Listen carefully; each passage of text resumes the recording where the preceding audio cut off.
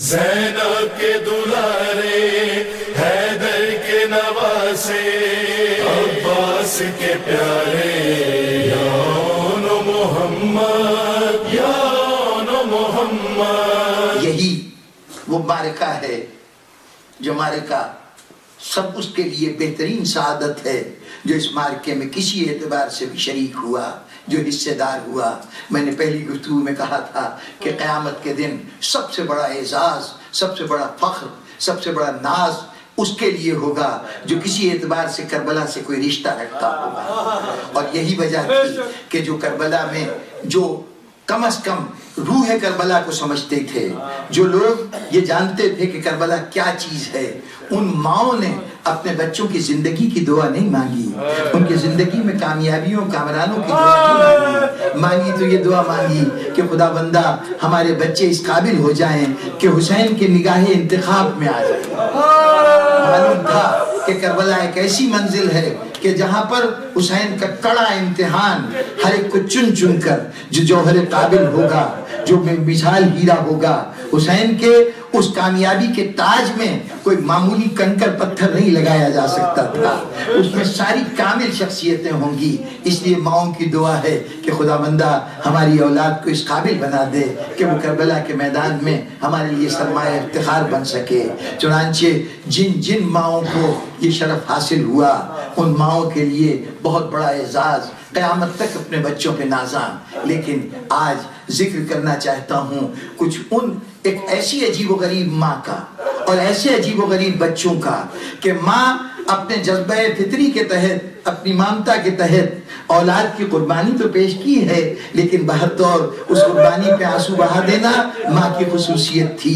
ماں کو حق پہنچتا تھا کہ اپنے لاڈلے کی لاش پہ آنسو بہائے، چاہے وہ قاسم کی لاش ہو، ام فروہ کی آنکھوں میں آنسو ہوں گے، وہ علی اکبر کی لاش ہو، لیلا کی آنکھوں میں آنسو ہوں گے۔ یقیناً ماؤں نے پرسہ دیا ہے اور پرسہ لیا ہے اپنے بیٹوں کا، لیکن دو بچے ایسے ہیں کہ ماں موجود ہے لیکن ماں رو نہیں سکی، ان بچوں کو نہیں رو سکی۔ کیسے روتی؟ اس کے اوپر ذمہ داریوں کا کوہ گڑا، ذمہ داریاں تھی۔ زینب اپنے بچوں کا ماتم کرتی تو لیلا کو کون سنبھالتا؟ زینب اگر اپنے بچوں کی فرش ادا بچھاتی تو سکینہ کی ماں، علی اصغر کی ماں رباب کو کون سنبھالتا؟ کون سہارا دیتا؟ زینب کی ذمہ داریاں اتنی زیادہ ہیں۔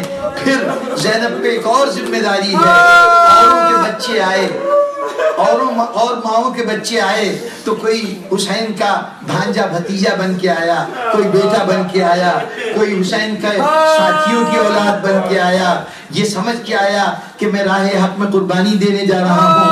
لیکن زینب کے بچے آئے تو بھانجے بن کے نہیں آئے، حسین کے بھانجے بن کے نہیں آئے، بلکہ شوہر نے چلتے ہوئے کہا تھا جا تو رہی ہو، کوئی مشکل وقت آ گیا تو تمہارے پاس کچھ ہے کہ حسین کے اوپر صرف کر سکو؟ زینب نے گھبرا کے کہا تھا میں کیا کر سکتی ہوں؟ کہا دیکھو بڑی قیمتی چیز ہے تمہارے ساتھ، حسین بہت قیمتی چیز ہے۔ اگر کوئی ایسا وقت آ گیا کہ جب یہ کسی مصیبت پہ گرفتار ہو تو تمہارے نانا نے کہا تھا، زینب تمہارے نانا نے کہا تھا کہ مصیبت کی گھڑی میں اگر صدقہ دیا جائے تو مصیبت ٹل جاتی ہے۔ زینب نے یقیناً اپنے ساتھ سامان کو دیکھا ہوگا، کون سا صدقہ میں دے سکتی ہوں؟ اس وقت جناب عبداللہ ابن جعفر نے کہا تھا یہ دو بچے حوالے ہیں، جب ایسا وقت آئے تو ایک کو اپنی طرف سے حسین پہ قربان کر دینا، ایک کو میری طرف سے قربان کر دینا۔ بیٹے تو زینب کے ہیں، لیکن جب سے آئے ہیں زینب نے کبھی بیٹا کہہ کے نہیں بلایا، بچوں کو بیٹا کہہ کے نہیں بلایا، اے میرے حسین کے صدقوں آ جاؤ۔ جب پکارا ہے تو اس حوالے سے پکارا ہے۔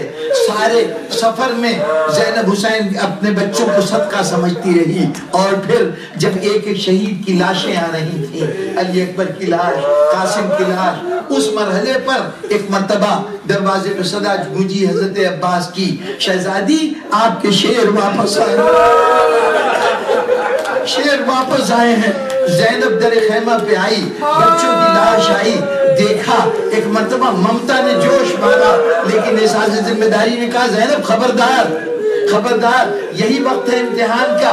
بس مخاطب ہوئی بھیا عباس میں اپنے بچوں سے خوش ہوئی, انہوں نے اپنا کام کر دیا, بس ان کو لے جاؤ, لے جا کے گنج شہیدہ میں رکھ دو, اس لیے کہ جس کو ہم راہ خدا میں صدقے کے طور پہ دیتے ہیں دوبارہ پھر واپس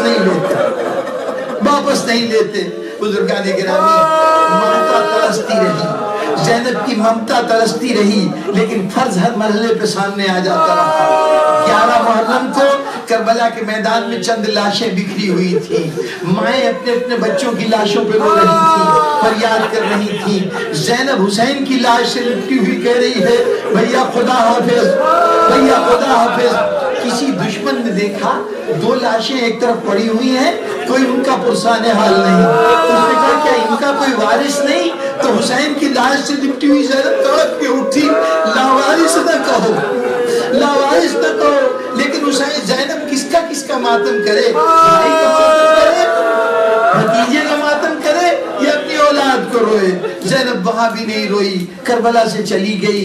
ایک موقع آیا دمشق میں, جب ایک وقت آیا جب کٹے ہوئے سر واپس ملنے شروع ہوئے, اس موقع پر بھی سب بیویوں نے آگے بڑھ بڑھ کے سروں کو سینے سے لگایا. کسی نے علی اکبر کے سینے کو, کسی نے قاسم کے سینے کو, سب کو سینے سے لگاتے رہے. اس مرحلے پر پھر 2 سر آئے, کوئی لینے والا نہیں. کیا کرے زینب, بھائی کے سر کو سینے سے لگائے بیٹھی ہے. بزرگان گرامی, زینب نہیں روئی بچوں کو, نہیں ماتم کیا بچوں کا, اپنی ممتا کے احساس کو کچلتی رہی. یہ نہیں کہ زینب شقی القلب تھی نعوذ باللہ, اس کے دل میں بچوں کے لیے محبت نہیں تھی, نہیں, یہ ناممکن ہے. یہ فطرت کے کامل ترین نمونے ہیں. کربلا میں جو ہیں وہ ہیومن نیچر کے کامل ترین نمونے ہیں. اور ہیومن نیچر میں ماں کے دل میں اولاد کی محبت ہوتی ہے, لیکن یہ احساس فرض ہے, یہ پرائرٹیز کا معاملہ ہے کہ زینب کے نزدیک اس وقت ذمہ داریاں کچھ اور ہیں. سارا کربلا ہو گیا, زینب نے بچوں کی طرف توجہ نہیں دی.